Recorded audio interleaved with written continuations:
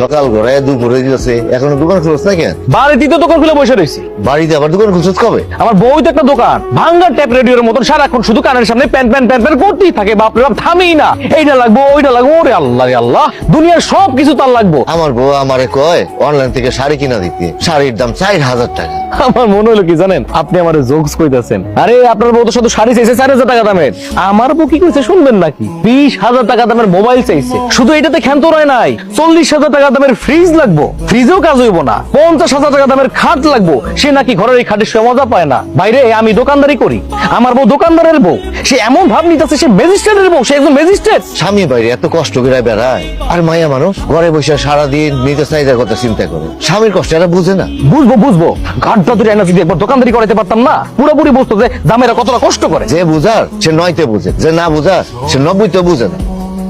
দুঃখের কথা, আপনার নাতি বিয়ের আগে মানে কত স্বপ্ন দেখাইছে, রাজরানী কইরা রাখবো। আমি তখন খুব সুখে আছি। বছর গেলে 2টা শাড়ি আর কয়টা ভাত। খালি ভাত কাপড়ে কি সব শখ আহ্লাদ মিটা যায়? সংসারে শান্তি আসে? নারীর জীবন তো সুখের জীবন, যদি টাকাওয়ালা স্বামী থাকে।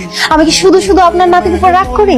রাগ না কইরা পারা যায়? সে তো নারীদেরকে কিভাবে সম্মান করে সেটাই জানে না। আমার একটা ফোন কিনা দিতে আমার কি ইচ্ছা করে না ফোন চালাই। পার্লারে যাওয়ার জন্য 1 বছর ধরে টাকা চাইতাছি, একটা টাকা দেওয়ার মুরদ নাই। আরে ও কোথেকে টাকা দিবে? ওর কি সে ক্ষমতা আছে? ওর কাছে টাকা আছে? এটাই তো ভুল করছি দাদা, আবেগে পইরা প্রেম কইরা বিয়ে কইরা ফলাইছি। তা না হইলে আমার মতো একটা মাইয়া আমি কেন রে বিয়ে করতে যাব? তোমার মতো এত সুন্দরী একটা মেয়ে মালিকের পাল্লা করলো কি বুঝতে, তারে বিয়ে করলো কেন?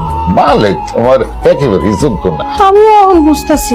একটা আইফোন দিব তোমার, আমার বাড়িতে এসে তোমার জন্য একটা আইফোন আছে। আপনি আমার আইফোন দিবেন? জি, খালি আইফোন না, তুমি যা চাও তাই দিব। কেন দিব জানো? তোমার দেখলে তোমার দাদির কথা মনে করে রাখবো, সেজন্য আমি তোমার একটা মোবাইল কিনে দিতে চাই। আপনার অনেক কষ্ট তাই না দাদা? তোমার বাড়িতে তো কথা বলা যায় না। কিন্তু দাদা আপনি তো মুরব্বী মানুষ, আপনার সাথে কথা কইলে কে কি মনে করব? আপনার সাথে কথা কওয়া কি দোষ?